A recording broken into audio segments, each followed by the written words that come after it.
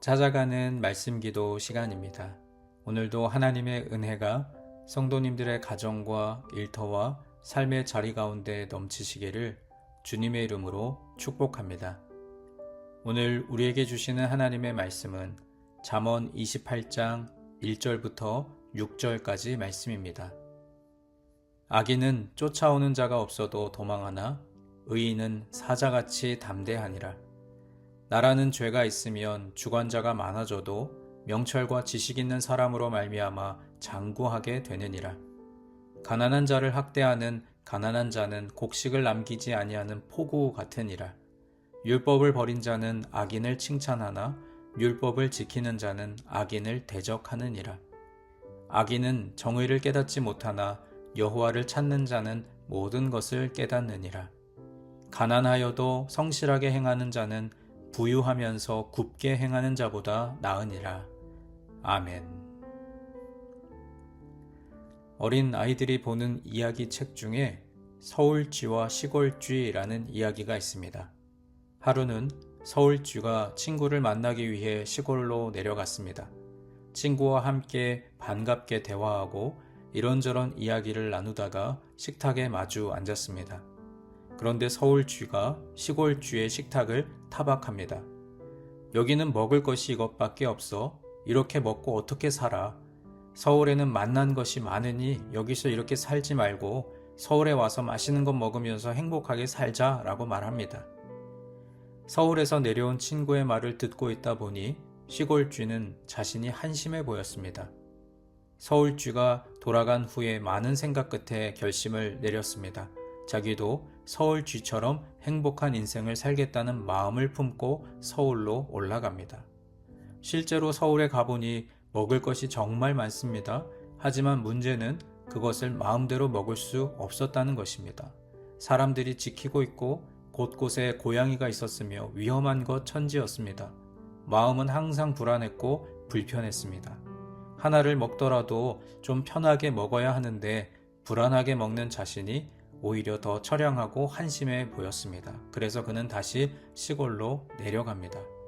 나는 편하고 당당하게 살고 싶다고 선언하며 시골로 내려간 것입니다. 이 이야기가 우리에게 주는 교훈이 무엇일까요? 인생이라고 하는 것은 남의 눈치를 보지 않고 어깨를 펴고 당당하게 살아야 한다는 것을 알려주는 이야기입니다. 오늘 본문 말씀에는 악인과 의인에 대한 비교가 나옵니다. 먼저 1절 말씀을 보면 악인은 항상 불편하고 걱정이 많은 인생이고 쫓아오는 자가 없어도 불안한 인생인데 의인의 삶은 어떻습니까? 사자같이 담대한 인생을 살게 된다고 말씀합니다. 악인은 죄를 많이 지은 사람입니다. 지은 죄 때문에 어디에서 누구에게 어떤 해코지를 당할지 몰라 불안하고 도망다니는 인생입니다. 그러나 의인은 사자같이 담대합니다. 하나님 앞에서도 당당하고 사람 앞에서도 어깨를 펼 수 있는 사람입니다. 그는 이 땅에서도 당당하고 이 땅의 삶을 마치고 천국에 들어갈 분명한 확신을 가지고 살아가는 사람입니다. 오늘 본문 1절에서 담대하다 라는 말의 본래 의미는 확신하다, 신뢰하다 라는 뜻입니다. 하나님에 대한 확신이 있고 하나님을 신뢰하는 자는 사자같이 담대할 수 있다는 말씀입니다. 하나님을 신뢰하고 확신하는 사자같이 담대한 사람은 어떻게 인생을 살아가는지 오늘 본문 6절에서 구체적인 예를 들어 설명합니다. 가난하여도 성실하게 행하는 자는 부유하면서 굽게 행하는 자보다 나으니라. 가난이라고 하는 것은 삶의 현실입니다. 하지만 성실함은 삶의 태도입니다. 삶의 현실이 비록 가난하지만 삶의 태도가 성실하다면 현실은 얼마든지 바뀔 수 있습니다. 성실한 태도로 사자같이 담대하게 하나님을 확신하고 신뢰하며 살아간다면 가난은 곧 면하게 될 것이고 그 인생은 행복하고 당당해질 것입니다. 하나님을 신뢰하는 자는 삶의 현실에 좌우되지 않습니다. 현실이 가난하건 부하건 우리가 어떤 현실에 처하든 우리는 성실한 태도로 살아가야 합니다. 하나님 앞에서 바른 태도로 살아가야 한다는 것이죠. 그러나 우리는 하나님을 믿는 사람임에도 불구하고 눈에 보이는 삶의 현실에 좌우될 때가 많습니다. 부디 삶의 현실이 나의 태도를 결정하는 삶을 살지 않기를 바랍니다. 사람들은 가난하면 비굴해지고 삶이 굽어지는데 그럴 필요가 전혀 없습니다. 비록 가난하다 하더라도 어깨를 펴고 성실하고 당당하게 살아가다 보면 우리의 처한 현실은 얼마든지 바꿀 수 있습니다. 하나님을 믿고 사자같이 담대하게 성실한 태도로 인생을 살아가시기 바랍니다.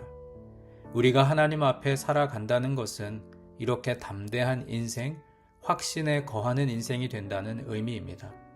하나님 앞에서 살아가는 인생이 주는 이 의미를 기억하고 또 이렇게 행동하며 실천하는 오늘 하루가 되시기를 주님의 이름으로 간절히 축원합니다. 이제 오늘 주신 말씀을 붙들고 기도하겠습니다.